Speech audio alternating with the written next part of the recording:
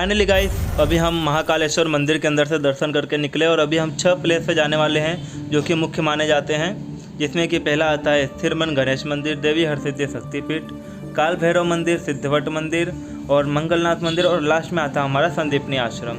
Guys, अगर आप उज्जैन घूमने आते हो तो आपको इन 6 जगहों पर ज़रूर जाना चाहिए। ऐसी मान्यता है कि इन 6 जगहों पर जाने से उज्जैन की परिक्रमा पूरी होती है। अभी हम महाकालेश्वर मंदिर के मेन गेट पे आए ही थे कि यहाँ पर हमने विक्रमादित्य महाराज का एक टीला लिखा हुआ दिखा, फिर हम उसकी ओर चल दिए।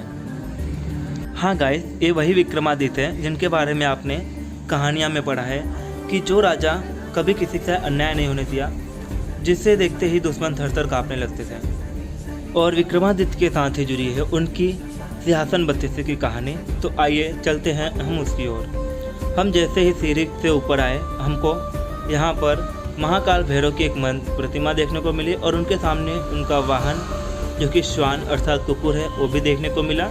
और ये हमारे हिंदुस्तान में बनाई गई बहुत ही प्राचीन सामान जो चक्र है वो है। और फिर हम यहाँ से मंदिर की ऊंचाइयों पर चढ़ने लगे। मंदिर की ऊंचाइयों पर चढ़ने के बाद हमें सामने ही हमारा जो महाराज विक्रमादित्य उनकी एक छोटी मूर्ति बना के वहाँ पर रखा गया और शिवलिंग दिखाई दी। और यहाँ पर उनके मंत्रिमंडल की शोभा बढ़ाते हुए उनके नवरत्न जो थे उनका भी चित्रण हूबहू किया गया है। आप यहाँ सामने देखें तो हमारे विक्रमादित्य महाराज का मूर्ति जो प्रतिमा है वो रखी गई, जो कि 30 फीट ऊंची है और पित्तल की बनाई गई है, जिसे बनाने में लगभग 1 करोड़ रुपए का खर्च आया था। विक्रमादित्य महाराज के नवरत्नों में मुख्यतः धन्वंतरी, छपनक, अमरसिंह, शंकु, खटकर, पारा, कालिदास, वररुचि और वराह मिहिर जैसे मुख्य नेतृत्व निभाने वाले और उनके सिंहासन बत्तीसी की शोभा बढ़ाने वाले नवरत्न भी मुख्य रूप से उनका कार्य करते थे। गाइस, हम जैसे ही थोड़ा और आगे चले, वहाँ पर हमें सिंहासन बत्तीसी के कुछ अवशेष प्राप्त हुए। सिंहासन बत्तीसी अर्थात 32 पुतलियों के मुख से कही गई राजा भोज की कथा, जो कि एक ही सिंहासन में लगी हुई थी और वो कथा कहती थी और वह राजा भोज को विचित्र परिस्थिति में प्राप्त होते थे। और गाइस, यहाँ पर है राजा विक्रमादित्य महाराज की चरण पादुका। और जैसे ही हम विक्रमादित्य महाराज के टीले से नीचे आए, वहाँ पर हमें आज्ञाधारी हनुमान जी महाराज का मंदिर देखने को मिला। और फाइनली हम अपने रोड पे निकल। प्रथम पूज्य भगवान गणपति की महिमा वैसे तो किसी से छिपी नहीं है, लेकिन कई बार हमें इसके साक्षात उदाहरण ही देखने को मिल जाते हैं। गणपति बप्पा अपने जितने भी रूपों में जहाँ भी दर्शन दे भक्त को उसका लाभ ही होता है। इस मंदिर को लेकर एक कथा भी प्रचलित है जो कि राजा विक्रमादित्य से जुड़ी हुई है। कहा जाता है कि विक्रमादित्य के पूजन से प्रसन्न होकर भगवान गणपति ने उन्हें दर्शन दिए और मूर्ति रूप में स्वयं ही यहाँ स्थापित हो गए और सदैव ही भक्तों की मनोकामना पूर्ण करने का आशीर्वाद दिया। स्थिरमन गणेश मंदिर के बाद श्री हरसिद्धि माता शक्तिपीठ मंदिर हम पहुँचे। माना यह जाता है कि 52 शक्तिपीठों में से 13वां शक्तिपीठ है यह। कहा जाता है कि यहाँ माता सती के शरीर में से बाएं हाथ की कोहनी के रूप में 13वां टुकड़ा मध्य प्रदेश के उज्जैन के स्थित भैरव पर्वत नामक इस स्थान पर गिरा था। लेकिन कुछ विद्वान का यह मत भी है कि गुजरात में द्वारका के निकट गिरनार पर्वत के पास जो हर्षद या हरसिद्धि शक्तिपीठ मंदिर है वही वास्तविक शक्तिपीठ है। जबकि उज्जैन के इस मंदिर के विषय में कहा जाता है कि राजा विक्रमादित्य स्वयं माता हरसिद्धि को गुजरात से लेकर यहाँ आए थे। अतः दोनों ही स्थानों पर शक्तिपीठ की मान्यता भरपूर बनी रही है। जय मां हरसिद्धि की, जय शक्तिपीठ। मां हरसिद्धि के दर्शन के बाद हम श्री काल भैरव मंदिर पहुंचे। श्री काल भैरव जी के मंदिर में पहुंचने से पहले यहाँ पे एक छोटी मार्केट लगती है। हम उस मार्केट में गए। वहाँ पे लोग होली के रंग में रंगे हुए थे और चारों तरफ फूल माला जैसे सामान मिल रहे थे। मैंने भक्तों की बहुत बड़ी भीड़ यहाँ पे देखी। हर भक्त के हाथ में एक टोकरी थी जिसके अंदर फूल माला, घर के बाहर हम जो लटकाते हैं बुरी नज़र वाले तरह मुँह काला, वो था। उसके साथ में एक छोटी छोटी बोतल भी थी। मैंने पूछा तो पता चला यहाँ पे श्री काल भैरव मदिरा सेवन करते हैं, उनको कराया जाता है। कुछ मान्यताओं के अनुसार भगवान काल भैरव को ब्रह्म हत्या का दोष है, तो अगर आप उन्हें मदिरा पान कराते हैं या मदिरा का सेवन कराते हैं तो ये आपके कष्टों को हल लेते हैं। आप मदिरा पिए या ना पिए उससे कोई फ़र्क नहीं पड़ता। अगर आप श्री काल भैरव महाराज को मदिरा अर्पण करते हैं तो ये आपके सारे कष्टों को हल लेते हैं। आप ना पीकर आप किसी को दे सकते हो या वहाँ पर ही आप छोड़ सकते हो। तो हम यहाँ पे एक वाइन की शॉप में आए, हमने भी एक छोटी बोतल ली। और आप देख सकते हैं ये गवर्नमेंट के द्वारा संचालित है, इसके लिए यहाँ पे अलाउ है। उसके बाद हम मंदिर की तरफ चलने लगे। मंदिर की तरफ चलते हुए हमको यहाँ पर धागों से बंधा हुआ पूरा रास्ता मिला।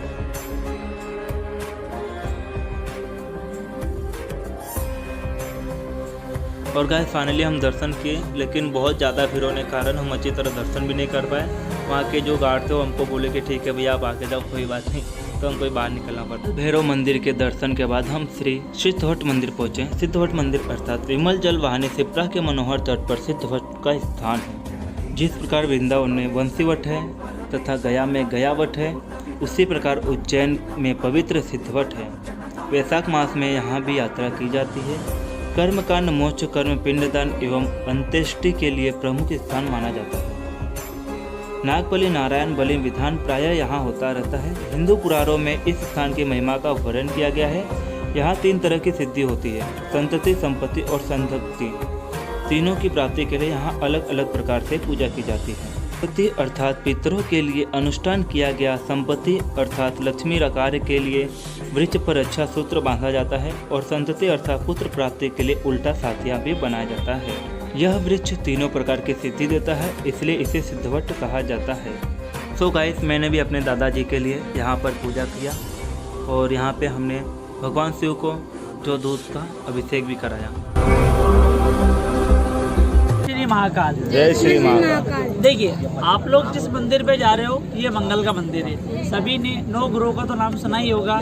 जो 9 ग्रह रहते हैं, 9 ग्रहों में से मंगल ग्रह का यहाँ पर जन्म स्थान है। जैसे अपन महाराष्ट्र जाते दर्शन करने के लिए शनि का जन्म स्थान देखते हैं, उसी प्रकार से उज्जैन नगरी के अवंतिका कन्या मंगल का है। अवंतिका जो है ये उज्जैन नगरी का पुराना नाम है।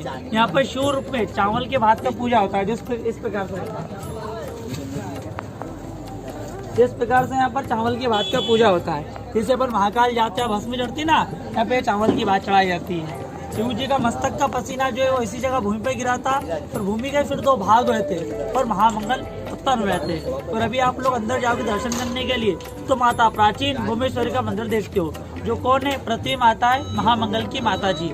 शिव के जितने भी मंदिर जाओगे दर्शन करने के लिए तो आप हमेशा शिव की सवारी नंदी देखोगे। लेकिन पूरे भारत में एकमात्र मंदिर है जहाँ नंदी की जगह यहाँ पर ये भेड़ सवारी देखने को मिलता है। भेड़ यानी मेंढा, जो राजस्थान में पाया जाता है, जिससे ऊँट निकलता है, जिसे गेटा बोलते हैं। और ये सवारी होने का कारण ये रहता है कि जो महामंगल है वो मेष और वृश्चिक राशि के स्वामी है। सभी ने कर्क रेखा का नाम सुना होगा, ट्रॉफी ऑफ कैंसर। कर्क रेखा इसी मंदिर के शिखर के ऊपर से निकली गई है, जो यहाँ से गई है महाकाल से गई है सोमनाथ। और आप जिस स्थल पे खड़े हो ये पूरे भारत का मध्य स्थल है, भारत का सेंटर पॉइंट है। पृथ्वी की नाभि पे ये मंदिर टिका हुआ है। गाइस, अगर आप मंगल मंदिर आते हो तो यहाँ पर आप जहाँ भी प्रसादी लेंगे वहाँ पर आपको मंदिर के बारे में पूरी जानकारी बता दी जाएगी।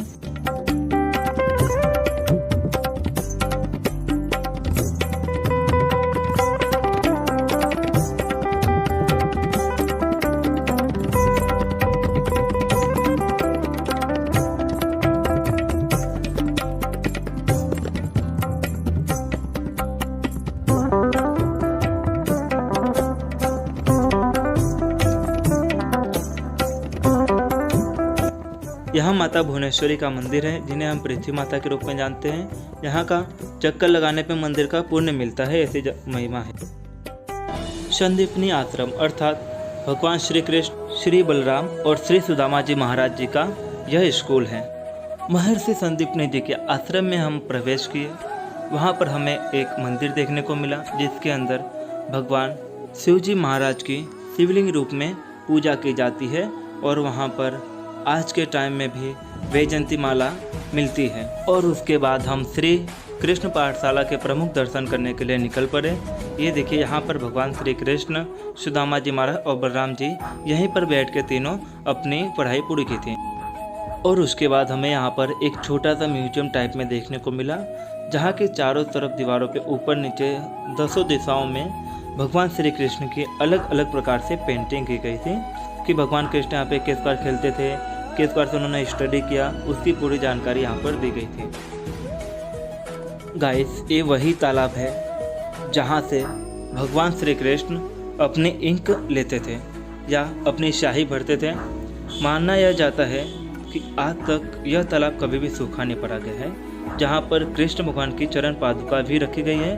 और ऐसा माना जाता है कि ये जो 2 शिवलिंग हैं, यहाँ पर भगवान श्री कृष्ण बैठ के पढ़ाई भी किया करते थे और भगवान शिव का ध्यान भी किया करते थे। इसके बाद हम महाकाल मंदिर पहुँचे रात का व्यू देखने। गंगाधराय जटाधराय नीलकंठाय नमो नमः। भूत प्रेत पर राज करे जो शंकराय नमो नमः। करता धरता सब ही तू है, सबका तू है, सब में तू है, तू ही तू कण कण में बसता। शरण तेरी में हर कोई हंसता, तेरा जाप है जो भी करता, उसकी तू है झोली भरता। दर तेरे मैं जब भी जाऊं एक नाम हर पल दोहराऊं। देवों के देव महादेव है शंकर भोले, कभी कभी रूप भयंकर। नाम में तेरे मगन में रहता, देव न तुझसा हर कोई कहता। नाम तेरे से चलती धरती, आदि शक्ति तेरी पूजा करती। सबने जोड़ा साथ साथ रहा तू, संग मेरे हर राह चला तू। भूत प्रेत तेरी पूजा करते, चरणों में तेरे शीशों को धरते। आदि अंत ना कोई है तेरा, सब पे बसता भोला मेरा। ओम नमः शिवाय, ओम नमः शिवाय। जटा से तेरी बहती गंगा, तू साथ क्यों करूं मैं संगा। बड़ा तुझसे कोई मिले ना नाथ, रौद्र रूप तेरा करता नाश। आस पास तेरे भूतों की टोली, बोला मेरा भरता सबकी झोली। मुझ में शिव तुझ में शिव, आस पास कण कण में शिव। शिव ही शिव संसार के जालक धड़के, शिव ब्रह्मांड में बालक शिव। वो जिसने पिया हलाला भांग तो बस प्रचार है लाला। जन्म में तेरे सब कुछ मेरा, मेरा क्या है मैं भी तेरा। जय जय जय जय जय शिव शंकर, कांटा लगे ना लगे जो कंकर। सो फाइनली गाइस, उज्जैन के व्लॉग में मुझे सबसे ज़्यादा मज़ा आया क्योंकि यहाँ पर महाकालेश्वर महाकाल के दर्शन हुए और हम इसके अलावा भी 6 मंदिरों के दर्शन किए। अगर आप भी आते तो आप भी 6 मंदिरों के दर्शन कीजिए। और उसके अलावा तो बाकी हम रिटर्न वापस आ चुके हैं उज्जैन जंक्शन पे, तो हम यहाँ से अहमदाबाद के लिए वापस से जा रहे हैं। तो गाइस बहुत ही अच्छा सफ़र है आज का।